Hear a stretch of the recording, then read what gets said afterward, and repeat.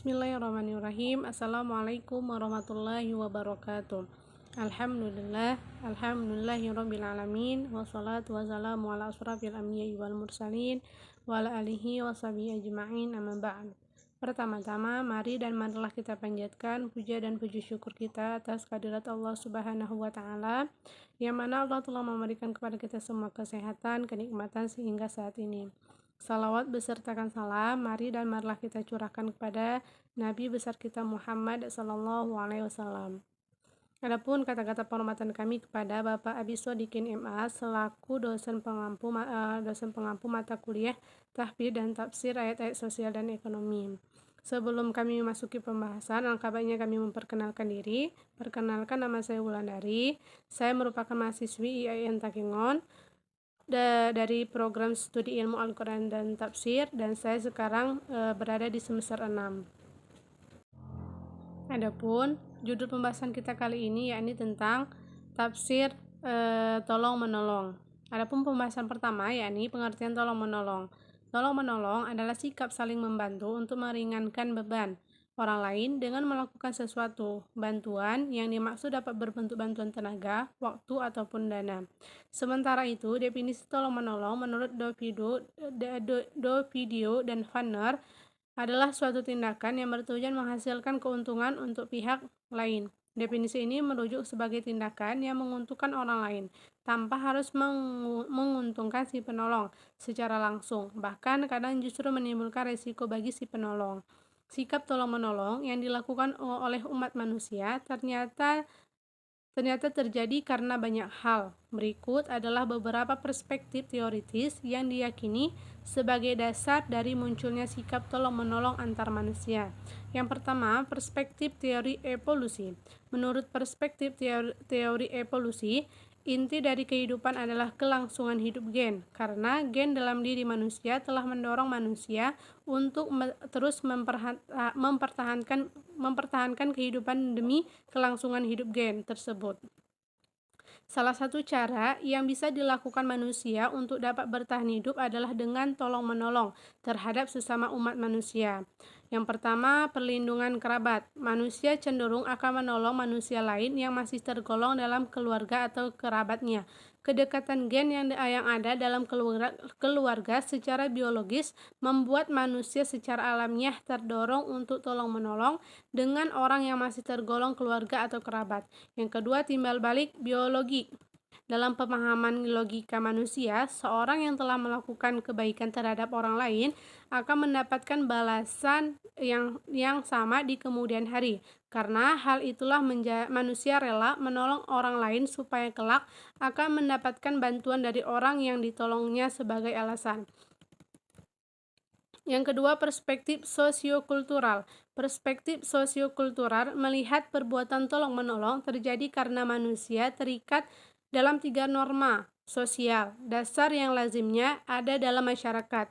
Ketiga norma tersebut adalah: yang pertama, norm of social responsibility, norma tanggung jawab sosial yang menyatakan jika orang harus memberikan pertolongan kepada orang yang membutuhkan pertolongan tanpa mengharapkan balasan. Yang kedua, norm of reciprocity, norma timbal balik yang menyatakan jika seorang manusia harus menolong orang lain yang pernah menolongnya. Yang ketiga, norm of social justice, norma keadilan sosial, yakni aturan tentang keadilan dan distribusi sumber daya secara merata. Adapun yang ketiga, perspektif belajar. Berdasarkan perspektif belajar, orang melakukan tolong-menolong karena sudah mempelajari sejak kecil. Anak kecil yang dibiasakan untuk tolong-menolong cenderung lebih sering mewujudkan sikap tolong-menolong ketika ia telah dewasa. Kadang pembelajaran sikap tolong-menolong ini tidak hanya muncul dari kebiasaan melakukan tolong-menolong, namun juga karena kebiasaan melihat orang lain melakukannya. Keempat, perspektif teori empati. Setiap manusia terlahir tidak hanya dalam bentuk raga saja, namun juga dengan dibekali pikiran dan perasaan. Unsur perasaan yang ada dalam diri manusia inilah yang mendorong munculnya empati. Empati sendiri sebenarnya merupakan respon yang kompleks karena meliputi komponen afektif dan kognitif. Cara membangun empati untuk menjalin relasi. Dengan komponen efektif, berarti seseorang dapat merasakan apa yang orang lain rasakan, dan dengan komponen kognitif, seorang mampu memahami apa yang orang lain rasakan. Selanjutnya, perspektif pengambilan keputusan. Berdasarkan perspektif pengambilan keputusan, tindakan tolong-menolong muncul saat seorang individu memutuskan untuk memberi bantuan dan kemudian mengambil tindakan. Proses ini dimulai saat seseorang melihat orang lain yang membutuhkan pertolongannya. Orang ini kemudian akan menimbang dan memutuskan apakah akan memberi bantuan atau tidak berdasarkan banyak hal. Jika ia memutuskan untuk memberi pertolongan, maka ia akan memikirkan seberapa besar effort yang harus ia keluarkan dan seberapa besar imbalan yang akan ia terima. Imbalan yang dimaksud tidak melalui berupa materi, tapi bisa saja berupa hal lain. Adapun pembahasan selanjutnya yakni urgensi dan kegunaannya tolong-menolong. Tolong-menolong merupakan sebuah perilaku yang selalu ditekankan pada umat muslim. Di balik anjuran agama, sudah menjadi sifat manusia untuk tidak bisa hidup sendiri. Manusia adalah makhluk sosial, mereka akan selalu membutuhkan orang lain dalam hidupnya. Karena mereka tidak bisa hidup sendiri, maka mereka akan terlibat interaksi. Salah satu interaksi ini adalah tolong-menolong. Biasanya, tolong-menolong merupakan suatu hal yang biasanya terpanggil dari nurani manusia. Namun Allah pun telah menganjurkan umatnya untuk hidup saling tolong-menolong karena hal ini bermanfaat untuk manusia. Sebagaimana dijelaskan di dalam hadis yang artinya, barang siapa yang meringankan atau menghilangkan kesulitan seorang muslim, kesulitan-kesulitan di duniawi, maka Allah akan meringankan baginya kesulitan di akhirat kelak. Barang siapa yang memberikan kemudahan bagi orang yang mengalami kesulitan di dunia, maka Allah akan memudahkan baginya kemudahan urusan di dunia dan di akhirat.